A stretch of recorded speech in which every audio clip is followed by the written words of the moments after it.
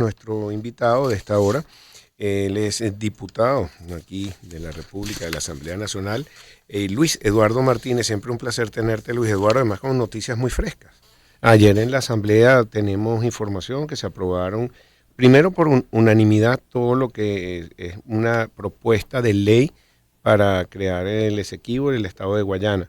Y segundo, una serie de temas que tú me pones más al día, porque yo tenía entendido que el presupuesto se había aprobado, pero entonces eso pasa a la Cámara de Finanzas y después entonces se aprueba. ¿Cómo estás? Muy buenas tardes, bienvenido. Feliz tarde, Pedro, Humberto, contentísimo como siempre estar con ustedes. Muchas gracias. Ayer en la plenaria de la Asamblea se aprobó en primera discusión la ley orgánica para la defensa de la Guayana Esequiba. Hoy se inició el proceso de consultas públicas que se está haciendo a marchas forzadas, con lo cual es de esperar que la semana que viene se le dé la segunda discusión a la ley, que en principio busque fortalecer la posición de Venezuela en la etapa que viene, que tiene que ser necesariamente en el marco del Acuerdo de Ginebra de negociación y de un ejercicio activo de diplomacia. Y en cuanto al presupuesto de la nación, que es un tema que a todos nos preocupa, porque al fin y al cabo va a significar cuál va a ser el destino de los fondos públicos en el 2024. Ayer se discutió, se revisó, se avanzó y aprobó en la Comisión de Finanzas de la Asamblea Nacional. El siguiente paso, una vez que se ha aprobado en la Comisión de Finanzas, es pasar a la Cámara Plena.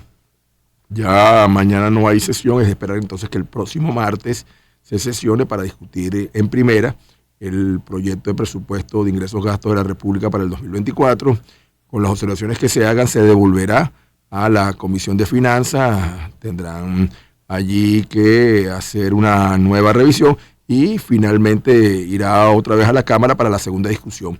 Yo estimo, si se cumplen los tiempos, y además estamos contra la fecha límite de aprobación que establece la Constitución, que es el 15 de diciembre, que el próximo jueves estaremos aprobando el presupuesto 2024. Y hay algunas discusiones importantes, entre ellas una que hemos venido adelantando nosotros, cuando digo nosotros somos los diputados de la oposición, cuando planteamos que los ingresos petroleros no pueden ser este año 2024 conceptuados como ingresos extraordinarios. Nunca lo habían sido, pero en los 2 últimos años fueron conceptuados como tales. Siempre habían sido, desde que empezó a incorporarse los ingresos petroleros del presupuesto de la República, se consideraban ingresos ordinarios. El año pasado y este año se consideraron extraordinarios, con lo cual, para la base de cálculo del situado constitucional de los estados y los municipios, se excluye esos ingresos. Eso significó una caída del ingreso de los estados y los municipios el año pasado del orden del 87%. Y fue una caída brutal, una disminución brutal. El argumento que utilizó el Ejecutivo Nacional fue que no podía calificarlos como ordinarios porque las sanciones impedían garantizar la recurrencia de los ingresos. Pero bueno, la FA levantó las sanciones en el área petrolera y financiera y a menos que surja una coyuntura extraordinaria, es de esperar, dadas las inversiones que están haciendo, sobre todo Chevron, Eni, Repsol y las otras petroleras que están procurando que le otorguen nuevas licencias, que el año que viene los ingresos sean recurrentes, no haya mayor salto. Con lo cual entonces nosotros vamos a decir que los ingresos petroleros, o estamos exigiendo ya, sean conceptuados como ordinarios y como tal el presupuesto de los estados y los municipios puede incrementarse en cerca de un 87% en valor real. Sí. Ahora es difícil hacer un presupuesto cuando no tiene certidumbre de los escenarios. En este momento, por el Acuerdo de Barbados, tenemos una promesa de relajar esas sanciones por 6 meses y se tiene que ver los próximos 6 meses. Si esto ocurre, hay un crecimiento económico importante, 1, 4%, 8, 10%. Pero si no se cumplen los acuerdos o interpretan que no se están cumpliendo, estamos en peligro. De hecho, hoy Estados Unidos está haciendo algunos señalamientos que no se han liberado algunos de los presos o ninguno de los estadounidenses sobre las inhabilitaciones que, bueno, por lo menos cumplieron con decir cuál era el camino, pero si los candidatos o posibles candidatos no acuden y van al Tribunal Supremo, ¿cómo se sale de eso? Hoy estaba Enrique Capriles invitando a todos para que fueran al Tribunal Supremo para que los habilitaran nuevamente, por lo menos recorrer ese camino. Temas importantes, álgidos, polémicos. Una precisión, Pedro, Humberto. hace apenas 2 o 3 días hubo un foro aquí en Caracas con la participación de destacados economistas, entre ellos recuerdo a Asdrúbal Olivero, y entonces los pronósticos de crecimiento para el año que viene están atados a las licencias de la OFAC. Asdrúbal Olivero señaló que nosotros podemos esperar un crecimiento del 9.7% en el 2024. Bueno, el más optimista, es muy optimista en un año. En un año, que es muy bueno. Pero los pesimistas estaban calculando en esa misma jornada 7%, que sigue siendo muy bueno. Sí, muy bueno. Entonces, pero en ambos casos... Este año es 0,1%, 6 meses 4%, un año 7, 8, 10%. Bueno, para que tenga una idea, eso estaría por encima de la casi totalidad de los crecimientos estimados para Latinoamérica, con excepción del de Guyana, que está rozando el 15%, básicamente también por la actividad que están adelantando las compañías petroleras en ese país, buena parte de ellas en territorio que está en disputa. Pero en cualquier caso, lo relevante aquí es que efectivamente el crecimiento está atado a las licencias del OFAC en materia petrolera, en materia financiera, en materia minera, y sobre todo en materia petrolera, pues seguimos siendo un país petrolero. Así que hay que hacer un esfuerzo, el gobierno tiene que hacer un esfuerzo, el Ejecutivo Nacional tiene que hacer un esfuerzo para preservar esas posibilidades de crecimiento de la República, que además le va a permitir hacer gestión, porque no podemos esperar el 2025 para que las cosas empiecen a cambiar. Ahora, hay una serie de exigencias que los que han venido aplicando las sanciones sobre Venezuela, los países sancionadores y especialmente los Estados Unidos han hecho. El acuerdo de Barbados, que se ha hecho público en todas sus partes, establece, y el subsecretario de Estado para Latinoamérica y otros voceros de Estados Unidos, entre ellos el embajador Palmieri, han dicho claramente que hay 2 puntos que son claves. Una es la habilitación de candidatos presidenciales que están inhabilitados y otra la liberación de presos por motivos de conciencia, digámoslo así, entre ellos algunos ciudadanos americanos. En el primero de los planteamientos acordados en Barbados hay una ruta que se aprobó, una ruta que se acordó entre las partes. Es decir, la plataforma unitaria, que representa un sector de la oposición, donde hay candidatos inhabilitados, y el gobierno acordaron una ruta que el Reino de Noruega incluso fue la que la hizo pública. La ruta está allí claramente establecida. No solamente Enrique Capriles, sino otros líderes nacionales han llamado a que se aproveche esa oportunidad que se abrió. Claro. Yo tengo entendido de que ya hay algunos incluso que han hecho cita con la Sala Política Administrativa para ir y entregar sus recaudos. Ahora, si un candidato en el plazo que se acordó, o una candidata, que era entre el 1 de diciembre y el 15 de diciembre, no acude a la Sala Política Administrativa del Tribunal Supremo de Justicia a solicitar su habilitación, entonces estamos en presencia de un juego extremadamente peligroso y que deja mucho que desear, porque si yo quiero competir y si hay las condiciones para que compita y me levanten la inhabilitación, yo no dudaría. Yo he dicho una cuestión aquí con ustedes y lo ratifico. Si yo estuviera habilitado, no generará expectativas acerca de una posible candidatura mía. Pero si estuviera inhabilitado y me abren las puertas, bueno, estaría ahí de primero, amanecería ahí en el Tribunal Supremo de Justicia para llevar mi habilitación, mi solicitud, demostrando que es absolutamente injusta. Pero si no lo hago, ¿qué puedo esperar? Sumergir a Venezuela otra vez en un caos, violencia, confrontaciones. O, como pareciera que pudieran sentirse tentados, exigir que se vuelvan a aplicar sanciones. Las sanciones no perjudican, lo hemos hablado otras veces aquí, ustedes lo saben. El gobierno sigue allí, como sigue el gobierno norcoreano, como sigue el gobierno cubano, como sigue el gobierno nicaragüense. Vicente León, bueno, si todo esto no se da, el gobierno se sabe manejar perfectamente bajo las sanciones que lo ha hecho en los últimos años. No tendremos el crecimiento económico, no tendremos esos ingresos que necesita el país. Pero seguirán allí, entonces sufrirán los empresarios, sufrirán los emprendedores, sufrirán los comerciantes, sufrirán como... Yo hace poco hablé con un alto diplomático iraní, y entonces él me decía que nosotros en Irán tenemos casi 40 años sobreviviendo y haciendo gestión con sanciones. Y si está el caso cubano, que ya tiene ¿cuántos años? 50, 70 años sanciones, ya yo perdí la cuenta.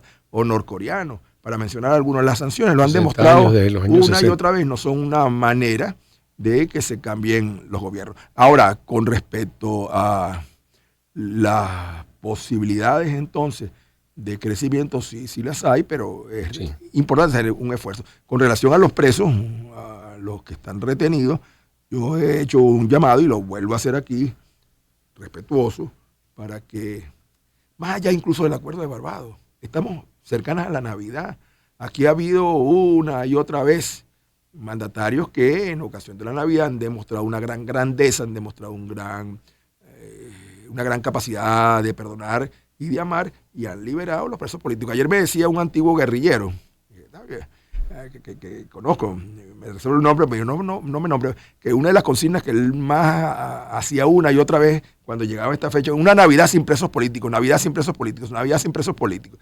La hacía, dije, yo me cansé de pintar paredes en Caracas cuando era noviembre, Navidad sin presos políticos. Entonces yo hago un llamado a que no solamente los americanos que están presos por cualquier razón, sino aquellos que pudieran ser calificados como presos políticos, políticos presos de conciencia, la denominación que sea, todos sabemos quiénes son. Sí, mira, entonces puedan liberarse prontamente y regresen a sus hogares. Sería una gran felicidad, una oportunidad de demostrar que este es un país donde somos capaces de poner por encima de cualquier cosa la capacidad de entendernos y dejar atrás los odios. Muy bien. Tengo que hacer una pausa, perdón.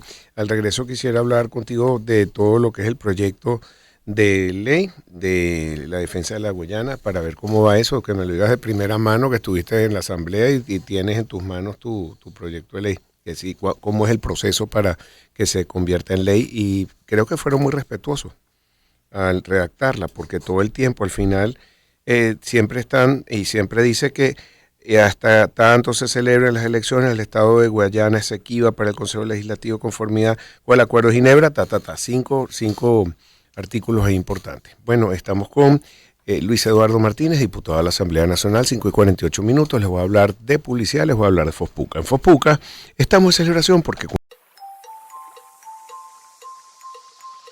Espacios para convivir. Circuito Éxitos. Caracas, Maracay, Puerto La Cruz, Puerto Ordaz, Barquisimeto, El Vigía, Mérida, Táchira, Margarita, Maracaibo, Maturín. Circuito Éxitos. Sonidos en primera fila.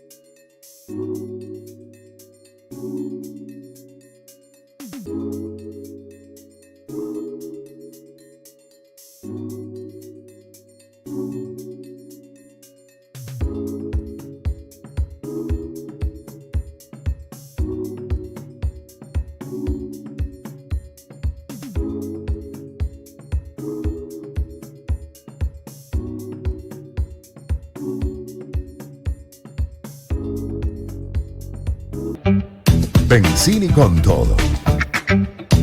Con Pedro Pensini. Circuito Éxitos. 5:52 y estamos aquí en Circuito Éxitos, Pensini con todo. Estamos con el diputado Luis Eduardo Martínez. Gracias por estar aquí, diputado. Bueno, estamos hablando sobre este proyecto de ley. Se presentó. ¿Cuáles son los siguientes pasos? Aprobado unánimemente, fue lo que yo recibí.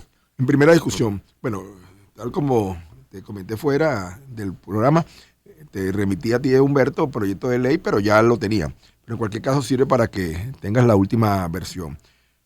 En este momento está el proceso de consulta pública, que es obligante según el reglamento interior de debate. Es decir, lo que se aprobó en primera discusión, el texto, que es el que ustedes tienen, se está discutiendo, se están oyendo opinión de expertos, se están llamando a profesores de las universidades venezolanas, de las academias, para que opinen acerca de la propuesta presentada. Una vez que termine el proceso de consulta pública, se incorpore lo que se considera que conviene para mejorar la ley, entonces iría a la segunda discusión. Como se pretende aprobar la ley antes de que concluya este periodo de sesiones legislativas, estamos hablando de que para el 15 de diciembre, a más tardar, es decir, para la semana que viene, debería estar aprobada en segunda discusión. Inmediatamente después, eso pasa a la Sala Constitucional del Tribunal Supremo de Justicia, porque es una ley orgánica. Y siendo una ley orgánica, entonces tiene que declararse su constitucionalidad. Y una vez que la Sala Constitucional del TCJ determine que es constitucional, se va a manos del presidente de la República cuando la promulgará y como tal entonces ordenará publicar en la Gaceta Oficial de Venezuela. Es decir, que tenemos aproximadamente por delante unas 2 semanas, 3 quizás, de frenética actividad para aprobar la ley antes de que termine el año. Sí, de frenética. Sí. O sea, y eso, por cierto, se va a unir a la frenética actividad que tenemos que adelantar para aprobar el proyecto de presupuesto 2024. Importante. O sea que tenemos por delante en las próximas horas y días más trabajo de lo que ya tenemos. A mí me gustaría ver cómo hacen ese presupuesto, porque cómo plantean los escenarios. En caso de A, tal y tal cosa. El caso de B, tal y tal cosa. El caso de C, otra. Bueno, en los últimos años se ha hecho una preparación del presupuesto, yo debo reconocerlo, bastante conservadora. ¿Por qué? Porque eso permite, si se producen ingresos adicionales, manejarlos vía créditos adicionales. Si tú formulas en presupuesto, que tienes que hacerlo no con una multiplicación de escenarios, sino tienes que hacerse sobre cantidades absolutamente fijas.